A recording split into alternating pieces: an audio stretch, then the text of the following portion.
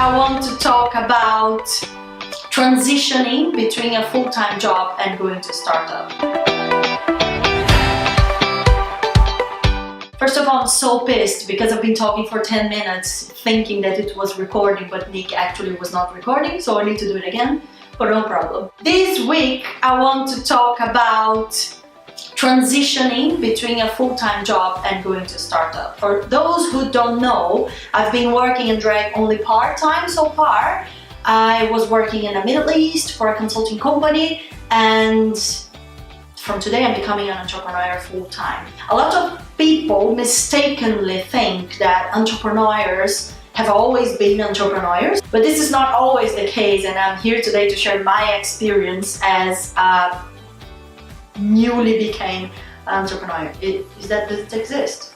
So today I'm sharing with you 3 points that I believe are very important when making this decision, and they were the points that I thought about in my situation for drag. I really hope it helps you in case you are in a similar situation. You have a nice idea, but you are kind of insecure, not confident enough to just make it reality and quit your job. The first point I believe is very important is passion. If you are about to leave a full-time job, a stable job, a well-paid job, to start something in the completely unknown. Startups, by definition, include a lot of risks, a lot of uncertainties. It's really a difficult path to follow. So you really need to be involved a lot with the idea. In my example, so I'm talking about drag again to refresh your memory. Our idea is to introduce Kanban into email. Kanban layout is the layout that Trello uses, so to transform your inbox into multiple lanes.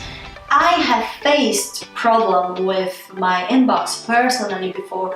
My inbox is always a mess. I always wanted to have something like that in my email, and I personally have been using drag, and it helps me so much. I'm really passionate about the product. I really believe it's gonna work, that this is valuable for people. This is definitely the most obvious and fundamental point if you are considering to quit your full-time job to start your startup. The second one that I would say is traction.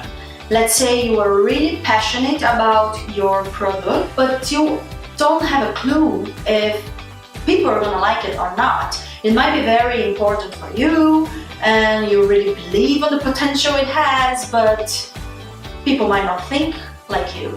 So the first point is to have very tangible metrics to indicate that your product has traction. In drag's case, for example, we reached first page on Hacker News, 4,000 people requesting early access to our tool. We're featured by Google on Chrome Store as top 5 Chrome extension and first page of the Chrome Store. 3,000 active users at the moment. For me personally, it demonstrated enough traction for me to quit my job and really go for it, go for drag and make it grow and thrive. So the third point I suggest you, in case you are considering to quit your job and work full-time in a startup, is to have calculated risks. You will never see yourself free of risks in a startup, because by definition it includes a lot of uncertainties and a lot of risks.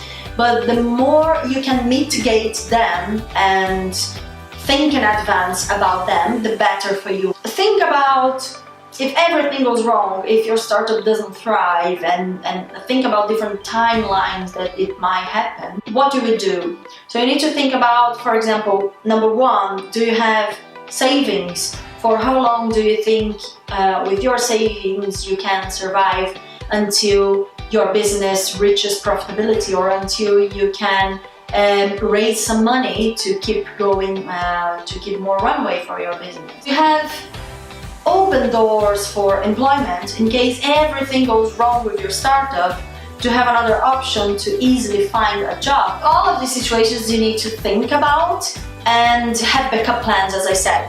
So I'm an engineer. For me, everything is numbers and analysis. So I did a spreadsheet, just thinking, okay, every month I plan to spend days on drag and days to leave. It's fine to take risks. It's good for you to take risks. Risks mean challenges and new learnings and experiences. So you will always learn new things by taking risks. The thing is, you need to take calculated risks. You cannot just go blindly to something that you don't have experience in, something that you have no clue what's going to happen, without a backup plan. So these are the fundamental things that you need to think before that. So these are the 3 points that I considered when I decided to make this decision. I'm really excited with this. I really hope it's useful for you, and see you in the next video. Thank you.